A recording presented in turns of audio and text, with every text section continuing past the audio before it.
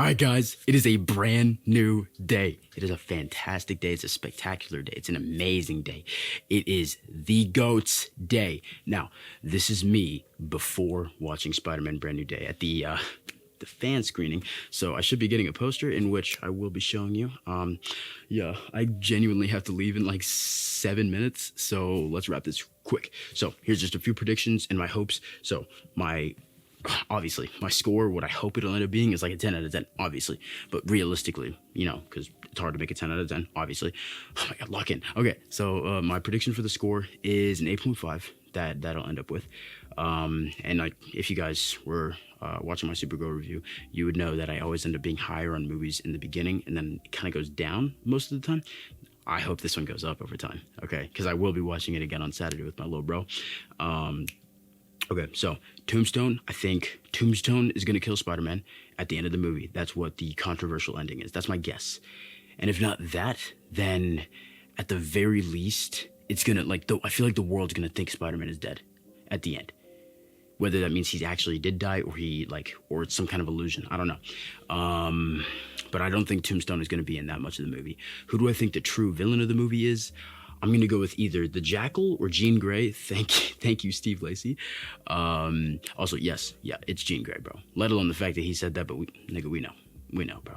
And if that's the case, I don't know if we're going to get any X-Men set up, honestly, but you know, fuck, I'll take a guess.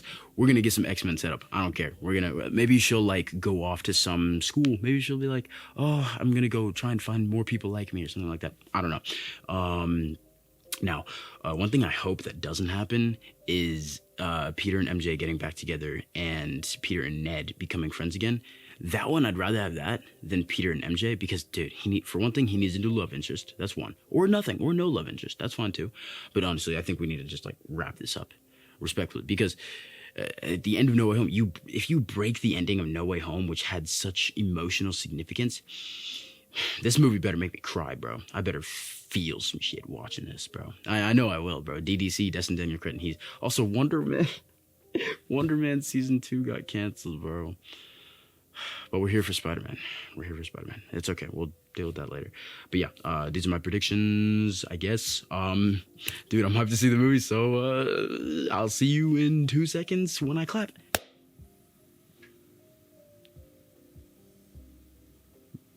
I think you know what I'm about to say. And if you really tapped in, if you've seen the movie, you know what I'm about to say. It was peak! It was peak! That shit was peak, bro! Oh my gosh! Bro, we could have been doing this the whole time? It took 3 movies for us to get to here. I fuck with the evolution, bro. Let's get into this, bro. Come on. Okay. So, for starters, wholly relatable. Oh my gosh. Dude, this is like the most authentically Gen Z coded thing I've from Marvel that I've seen in quite ever, honestly. It felt like, you know, it just felt like personal, you know? But that shit was getting to me because I can relate to that, you know what I'm saying? Like, not necessarily, I guess kind of throwing yourself into your work, stuff like this, you know, but I don't have a job that I enjoy, but this I could consider a job to a degree, but I actually enjoy doing this. And so does Peter. He enjoys being Spider-Man, bro. Like, I understand, you know, kind of consuming yourself in something that you enjoy so much, even though it could be to your detriment, and you should have a balanced life, which he doesn't, and I don't either. Full disclosure, I only have one friend, but you know. Yeah, we're not talking about me. So yeah, wholly relatable. Oh my gosh. Next, dude, this shit looks beautiful. Like, there's a few dodgy CG moments that's like, oh my God. When Smart Hulk was, Smart Hulk didn't look great in some of these shots, but I let it slide because the lighting is kind of complicated. And complicated in its own way. I'm not going to get into that. Dude, the cinematography. Brett Pollock, you've done it again, bro. You worked on Wonder Man. That shit look good. It was very grounded, very, very naturalistic style lighting, and that's exactly what this movie was. It wasn't like in the cinematography video for modern movies that I made. I don't watch it, but dude, like it doesn't look gray or dull or washed out. It looks, if it looks washed out, it's because the window is blown out behind them. And when they do that, when you when you take a picture of someone that doesn't have enough light on the subject, if there's not enough light on the subject and you have a huge light behind them, like a window, they're naturally just going to go darker in your camera settings. Unless you like really crank it up, then the window is just going to go higher. So it's just going to kind of bloom over. But you can see it in the trailer when Spidey goes to get MJ and you can see him in front of the window, he looks way darker, right? Normally, the movies would not look like that. But there was so much shadow. There was crushed blacks. There was contrast. There was texture. Sure, they kept that aperture wide open, but I really fuck with it. I really like it. I don't know what lenses they used, but that shit was fucking beautiful, bro. So it looks great. Now, it was very well paced. I'd say it was pretty well paced too. The action was great. The action was great. I was thinking like they could have had more action, but like I think it was pretty well balanced with like the emotional stuff and then the story stuff and then the villain stuff. And dude, I mean, we already knew this, and the Steve Lacy himself confirmed this at the red carpet, but it was Jean Grey, bro. It was Jean Grey, all right? And, dude, Sadie did a great job, you know what I'm saying? She did really good, actually. I fuck with the character, you know? And I can't wait to see more of her in the new X-Men movie! Sure, they haven't announced it, but, like, nigga, we know what's happening, bro. So, dude, Punisher cried in front of a person that it wasn't his wife or a tombstone. He cried in front of Peter, bro. Dude, I need him back in the next one. Dude, Punisher, Hulk, Jean Grey, this is the MCU I want. Because I was kind of worried Hulk was going to turn into like the third battle final act kind of thing. I figured he'd be in the second act, but I wasn't really entirely sure how they were going to do it. But I'm really happy with the way that they did it though. Because for one thing, the only reason that was happening was because of Jean, because she was in the damage control building. And Hulk, like, basically what I'm trying to say is Hulk wasn't in too much of it. You know what I'm saying? Bruce was only in 2 scenes. He was only in, like, 2 or 3 scenes. And then, like, Hulk, we got Smart Hulk, a little bit of Smart Hulk. And as I said, he didn't look, like, the face was a little off. I don't know, but it could just be me. But, like, when he turned into Raging Hulk, dude. It has been too long. It has been since Infinity War. It has been 8 years since we have seen a Raging Hulk. That was amazing. I loved it. Bro. And then Punisher comes in and tries shooting him. He's like, "Whoa!" I'm like, bro, Frank, what are we doing, bro? It was funny. It was funny because he just kept yelling. And I was like, bro. But then like Frank was like, okay, all right, I'll handle Jean. You go handle Hulk. And then Peter was like, you just don't want to fight Hulk, do you? He's like, yep. Yep. Now, Punisher, he was used perfectly. I loved his inclusion in the movie. He was actually really, like, genuinely really good. And the fact that they were able to make him work in the PG-13 setting, I'm so happy about that. Put him in the next one, please. Please, bro. And also, with back to Jean Grey. Where's she going? At the end of the movie, where's she going? Where's she off to? School, perhaps? Maybe a mansion? Maybe? I don't know. Find her wheelchair mentor? I don't know. But, nah, she's off to the reboot, bro. She's off to the rebooted universe. Now, Scorpion, he was awesome. Scorpion was really cool. Didn't use him as, honestly, no, I guess he was used as much as I thought he would be. If anything. Now, so Scorpion, he was really cool. I'm a little disappointed in Tombstone, though. Now, I hope they bring him back in a future movie, obviously, because he looked cool, but he was just part of the montage, you know? I really thought, I don't know why, but I really thought he was going to be like the final cliffhanger villain or something like that, like he was behind it. And also, no, it wasn't the Jackal. The Jackal was not in the movie, but we were right. That was Keith David doing the voiceover in the trailer. I saw in the credits, it said Keith David. And in the movie, he's literally just like a background computer voice. That's it. And that's pretty much it. Peter's best friend being his AI, his companion. I forgot what name it was. Evie? I think it was Evie. That being his best friend is low-key so funny. That's so funny. Now I can't relate because I don't talk to chatbots. They're not my best friend, and at all. I don't talk to chatbots unless I don't even need to. I was about to say unless I need to. I don't need to. But yeah. Anyway, we're not talking about that.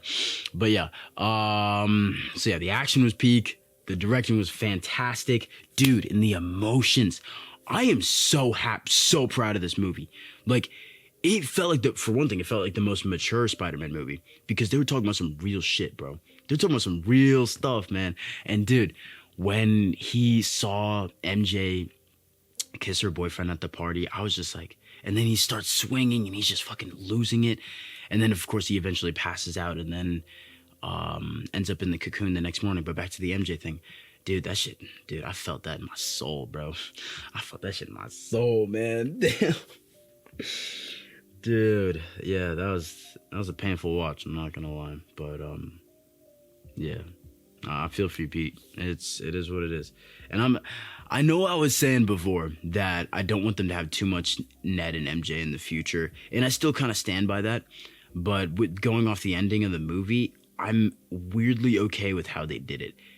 You know, because, dude, a bro, that's a universal handshake, man. Nobody forgets that handshake, bro. Nobody forgets that. I'm really happy about that. They didn't kill Peter. I genuinely thought they were going to. I really did for a second. I was like, oh my God, they're actually doing it? No thanks to Punisher. Well, thanks to Punisher, but of course he felt sorry about it, and that's when he started crying. So, you know, it is what it is. It's okay, though. It's okay. So, yeah, so Pete, he's good. Ooh, Jane DeWolf. She was really cool. I like their little back and forth. I like their relationship. Metzger, you slimy fuck.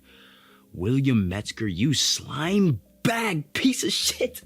Why would, bro? And then the VMAX reveal, I thought that was awesome. I thought that was really well done, where it was just Vent Max, but it was a piece of tape. Dude, that's sad, bro. That really, I completely am on Jean's side at that point, because I'm like, dude, you kidnapped the one. First of all, why did they only take her? I can guarantee you they knew she had powers too. I don't know why Damage Control only took her, but like, dude, and they really killed the sister, bro. That's crazy. And bro didn't feel bad about it at all. At least he was telling the truth about the VMAX, though. He genuinely had no clue what that was. But nigga was lying in Spider-Man's face. And oh my God, the suit is so beautiful, bro. Like, I felt like I could reach in there and just, you know, just like pull on it. You know what I'm saying? Like, it felt like that's Spider-Man, bro. It was literally, he was just there. He was just there. That's just Spidey, bro.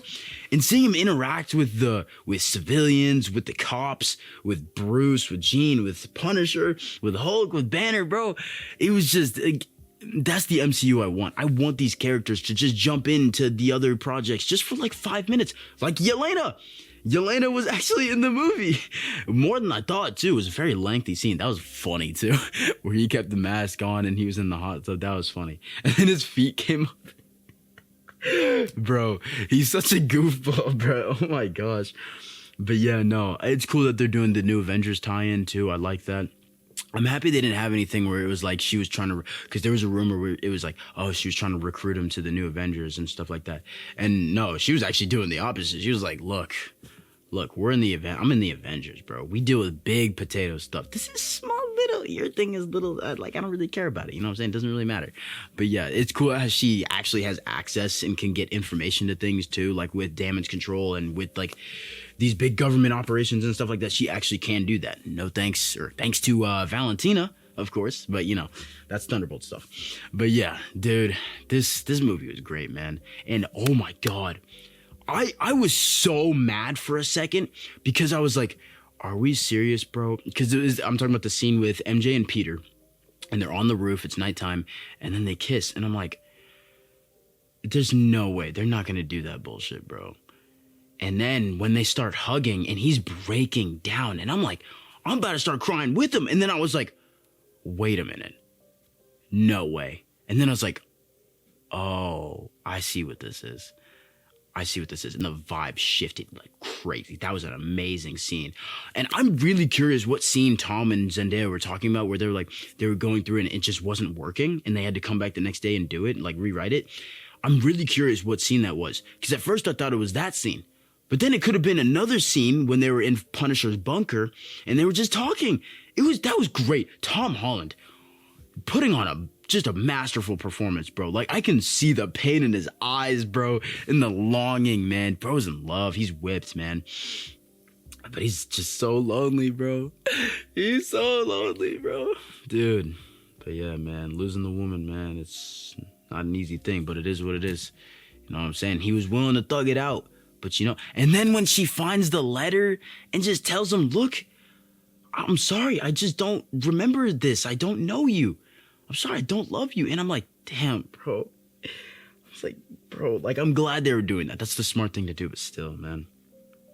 That was a heartbreaking scene, bro. And I was worried they were going to really undercut it with a joke at the end where it's like, oh, could you take me home? I thought they were going to play it, like, comedically.